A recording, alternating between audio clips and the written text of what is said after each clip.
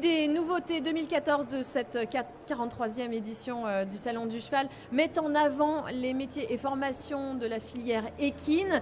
Et l'une des plus populaires de ces professions, c'est la profession vétérinaire. Et pour en parler, je reçois sur ce plateau Dr Michel Pecher. Bonjour. Bonjour Marie-Letty. Alors vous êtes vétérinaire équin, spécialement. Absolument. Et vous êtes également membre de l'AVEF, qui est l'association des vétérinaires équins de France. Absolument. Donc alors, depuis combien de temps est-ce que vous êtes vétérinaire? Hélas, depuis trop longtemps. Pourquoi hélas depuis trop longtemps? Mais on va dire pour rester plus d'une trentaine d'années. D'accord. Ça vous plaît toujours autant? Toujours autant. D'accord, donc dans le hélas, c'est pas une fatalité en soi d'être vétérinaire, c'est juste le nombre d'années qui s'accumule. Voilà. C'est ça. Et donc, comment vous est venue cette passion de vouloir soigner les chevaux? Écoutez, je pense que j'ai déjà eu la passion avant des chevaux tout court. C'est-à-dire que j'aimais les chevaux enfants comme beaucoup d'enfants d'aujourd'hui. J'ai commencé par monter à cheval, en faire un loisir, puis une activité sportive. Oui. Et enfin, j'ai essayé d'allier l'utile et l'agréable en devenant vétérinaire. Oui, alors vous êtes un peu modeste parce que vous avez quand même été cavalier de concours complet de haut niveau, international. Oui, on peut dire ça pendant un certain nombre d'années, et il y a un certain nombre d'années. D'accord, et qu'est-ce que vous en avez ressorti de cette expérience de cavalier? Une passion supplémentaire, celle du sport, celle de la compétition, celle de la rivalité avec les concurrents et amis. Et déjà, quand vous étiez cavalier, vous soigniez, avant d'être vétérinaire et d'avoir cette envie de le devenir, vous soigniez les chevaux? Pas spécialement, en fait. C'est vrai? J'étais attiré par les chevaux et pas spécialement par les soins aux chevaux. Ça m'est venu par la suite. Il fallait trouver un métier? On peut dire ça comme ça, oui. Quel a été votre cursus? Écoutez, j'ai fait à la suite du secondaire une classe préparatoire. Pour classe préparatoire vétérinaire, puis j'ai passé le concours d'entrée et ensuite j'ai subi un enseignement, comme on disait à l'époque, de 4 ans, et à la suite de quoi j'ai fait une année d'internat dans une école vétérinaire pour une spécialisation en chirurgie. D'accord. Ça s'appelait comme ça à l'époque. Puis après je suis rentré dans la vie active directement. Directement. Oui. Et donc aujourd'hui, vous êtes à la tête d'une clinique dans l'Oise, près de Chantilly. Voilà. C'est quel nom de ville déjà? C'est à La Morlaix, c'est à côté de Chantilly, oui. D'accord. Et quel est votre quotidien? Mon quotidien, c'est des chevaux de course essentiellement, puisque c'est la région de Chantilly, il y a beaucoup de chevaux de course. Mais aussi des chevaux de sport et des chevaux de loisirs qui sont de plus en plus nombreux, des chevaux j'allais dire de compagnie, dans certains cas c'est le cas, et sinon des chevaux de promenade, ils sont de plus en plus populaires. D'accord, vous vous levez le matin, vous savez déjà à l'avance ce qui va se passer, ou il y a des imprévus Les deux, on a déjà heureusement un planning prévu pour tous les actes de convenance, et puis on est sollicité tous les jours, éventuellement pour des urgences en cas de pépin. C'est quoi les actes de convenance? Les actes de convenance, c'est tout ce qui concerne, par exemple, l'identification des équidés. Lorsqu'on a un nouveau cheval, il faut lui faire un signalement, lui faire un passeport, enfin une carte d'identité. D'accord. Ça peut être des vaccinations, ça peut être des traitements en cours sur des chevaux qui sont malades et qui ont été préalablement identifiés, ou alors des prises de rendez-vous pour faire des examens complémentaires, j'allais dire de convenance, non en urgence. Ça peut être même des radiographies, des échographies, des examens d'imagerie. Alors votre clinique, elle fait quand même plusieurs animaux, mais vous, c'est vraiment spécialement les chevaux. Nous sommes 6 vétérinaires et 4 d'entre nous travaillons sur les chevaux, 2 travaillent sur les petits animaux. D'accord, oui, parce qu'il y a 17 000 vétérinaires en France, j'ai quelques chiffres. La moyenne d'âge des vétérinaires, c'est 43,8 ans. C'est pas mal, hein. Et 44% sont des femmes, 56% sont des hommes, donc, et 4,3% ont la spécialité équine. Ça, ce sont des chiffres du syndicat des vétérinaires, l'exercice libéral qui date de décembre 2012. On va regarder un petit sujet qu'Equi TV a tourné sur la profession vétérinaire avec un confrère. Vous connaissez Vincent Bourreau? Ah oui, je le connais très bien. C'est un confrère, un collègue et un ami. D'accord. Un ami, donc il est également membre de l'AVEF dont on parlera dans un instant. Absolument. Je vous propose de regarder ces images et on revient tout de suite.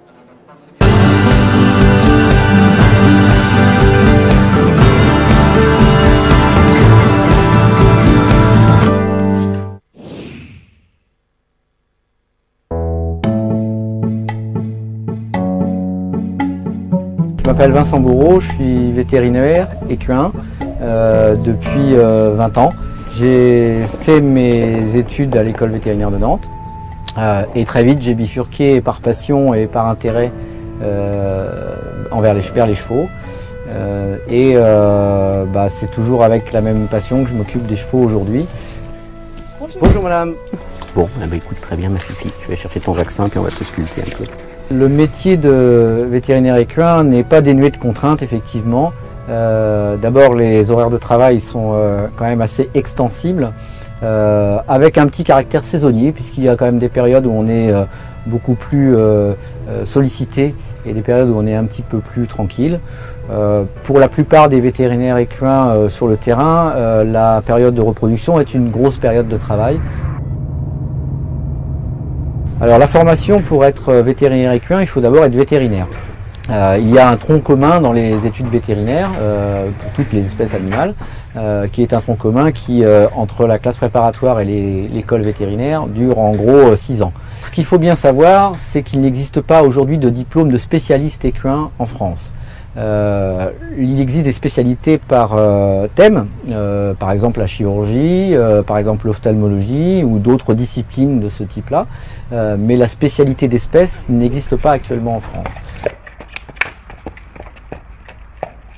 Donc une fois qu'on a passé le cap de la formation du tronc commun vétérinaire, avec notre diplôme d'études fondamentales vétérinaires, on peut éventuellement très rapidement bifurquer vers un travail plus spécialisé pour l'espèce équine, soit par le biais de formations de type internat dans les écoles.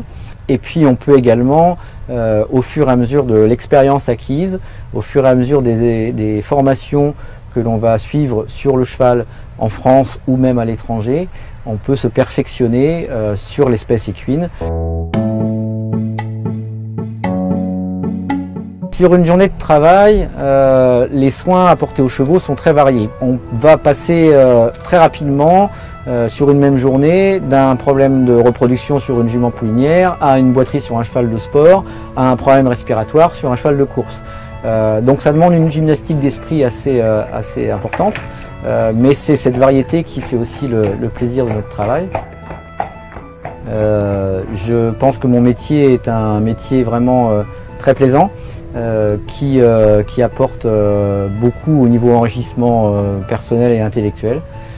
C'est une remise en question de tous les jours. C'est aussi un métier d'humilité parce que c'est pas un métier facile, mais je regrette pas aujourd'hui le parcours que j'ai eu.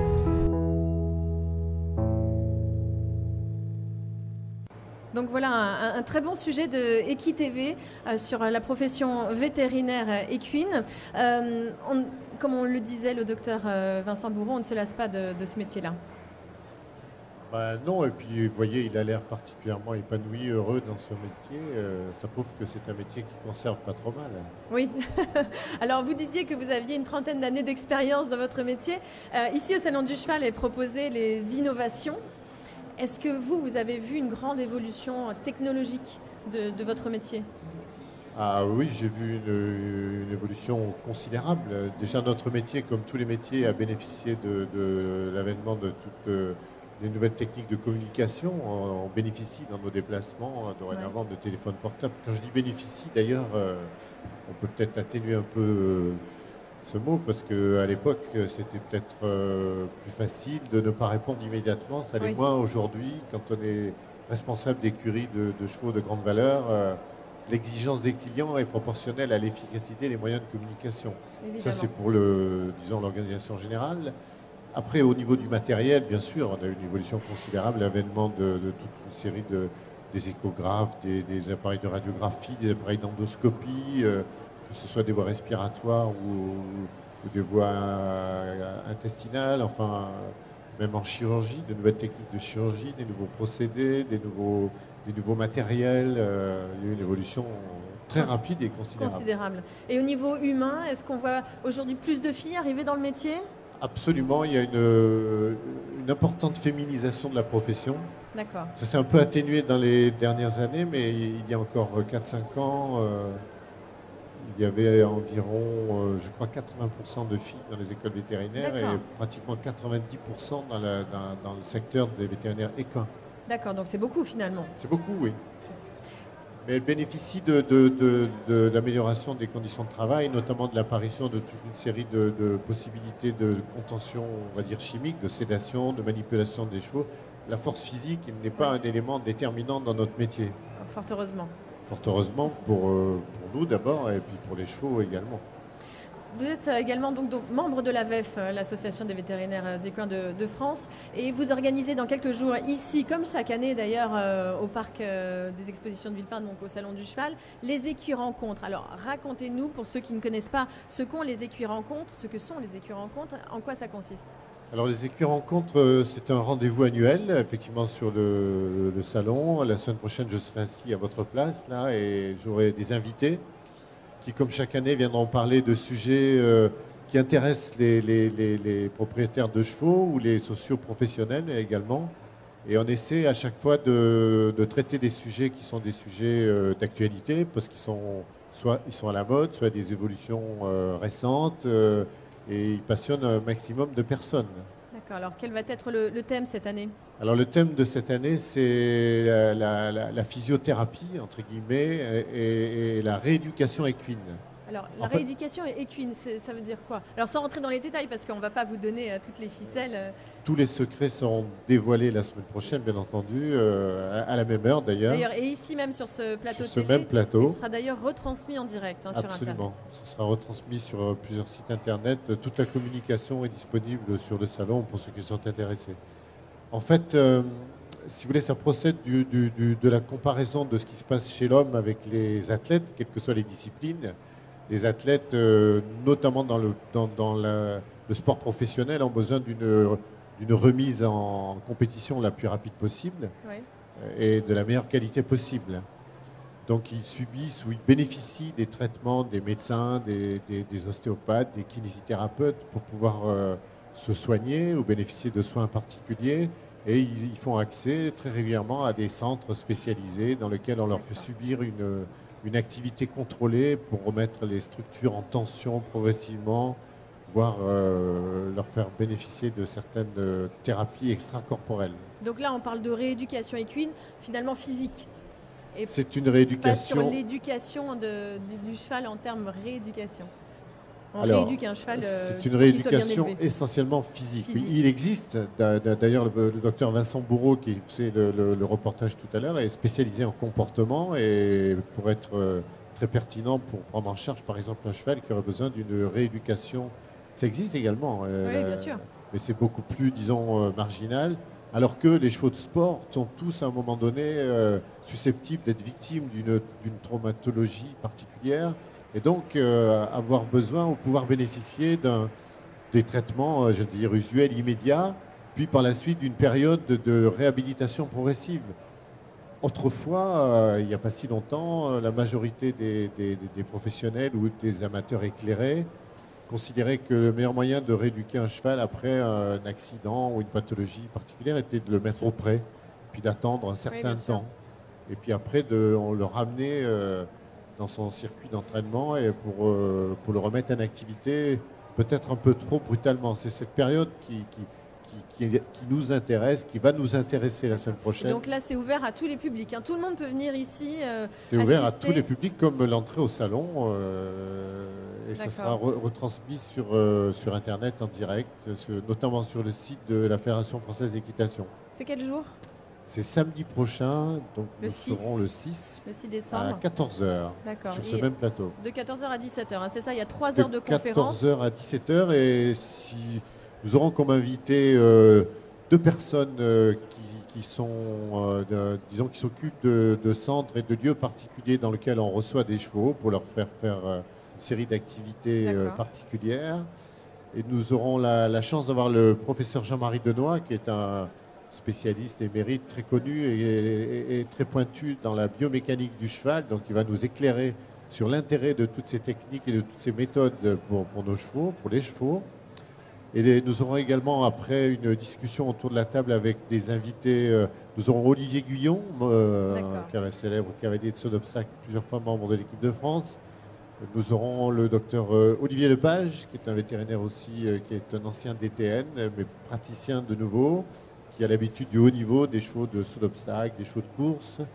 Que des professionnels, de toute façon, de la Que filière. des professionnels aussi de des la cavaliers filière. professionnels, des médecins, Voilà, et puis d'autres professionnels du milieu.